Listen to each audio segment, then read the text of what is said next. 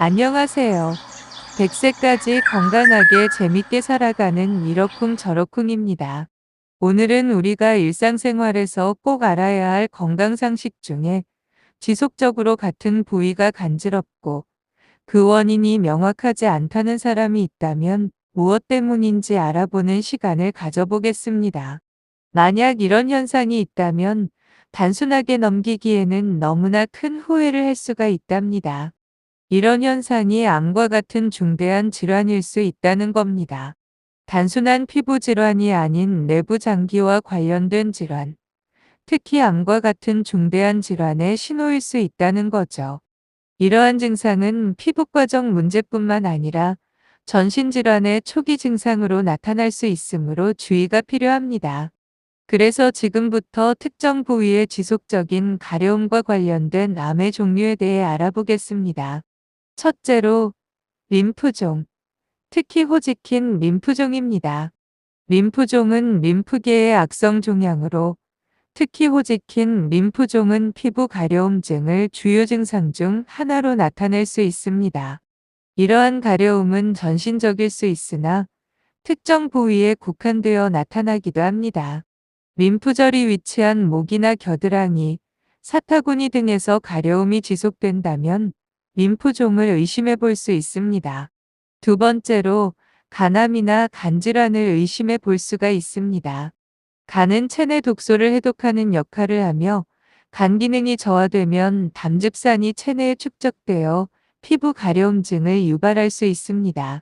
특히 간암이나 만성 간질환 환자에서 이러한 증상이 나타날 수 있으며 가려움은 손바닥이나 발바닥 등 특정 부위에 집중되기도 합니다. 세 번째로, 신장암이나 만성 신부전일 가능성도 있습니다. 신장 기능이 저하되면 체내 노폐물이 제대로 배출되지 않아 피부 가려움증이 발생할 수 있습니다. 이는 전신적일 수 있으나 등이나 팔, 다리 등 특정 부위에 집중되기도 하죠. 만성 신부전 환자에서 이러한 증상이 흔히 나타나며 신장암의 경우에도 유사한 증상이 보고됩니다. 다음 네 번째로 췌장암 및 담도암입니다. 췌장암이나 담도암은 담즙의 흐름을 방해하여 담즙산이 체내에 축적되며 이로 인해 피부 가려움증이 발생할 수 있습니다. 특히 손바닥이나 발바닥 등 부위에서 가려움이 나타날 수 있으며 황달과 함께 나타나는 경우가 많다고 합니다. 다음은 백혈병입니다. 백혈병은 혈액세포의 악성 종양으로 피부 가려움증이 초기 증상 중 하나로 나타날 수 있습니다. 이는 전신적일 수 있으나 특정 부위에 국한되어 나타나기도 하며 발진과 멍, 출혈 등의 증상과 함께 나타날 수 있습니다. 다음은 가려움증과 관련된 기타 전신 질환에 대해 알아볼까요? 첫 번째로 갑상선 질환입니다. 갑상선 기능 항진증이나 저하증은 피부의 건조함과 함께 가려움증을 유발할 수 있죠. 특히 목 주변이나 팔, 다리 등에서 이러한 증상이 나타날 수 있습니다. 두 번째, 당뇨병입니다. 당뇨병 환자에서는 혈당 조절이 어려워지면 피부가 건조해지고 가려움증이 발생할 수 있고요. 특히 다리, 발, 팔 등에서 이러한 증상이 흔히 나타납니다. 세 번째로 철분 결핍성 빈혈입니다. 철분이 부족하면 피부와 점막이 건조해지고 가려움증이 발생할 수 있는데요. 이는 전신적일 수 있으나 특히 두피, 팔, 다리 등에서 나타날 수 있습니다. 그렇다면 이처럼 암과 관련된 가려움증의 특징이 있다는데요. 어떤 특징이 있을까요? 첫째, 지속성이 있는 것입니다. 일시적인 가려움이 아닌 몇 주 이상 지속되는 경우가 해당됩니다. 두 번째로, 국한성으로, 이건 특정 부위에만 가려움이 집중되는 경우입니다. 다음으로 이와 동반 증상으로는 피부 발진이나 황달, 체중 감소 및 피로감 등의 증상이 함께 나타나는 경우가 해당되고요. 마지막 이유로는 치료 반응이 없는 경우로 일반적인 피부 치료에 반응하지 않는 경우가 해당된다고 합니다.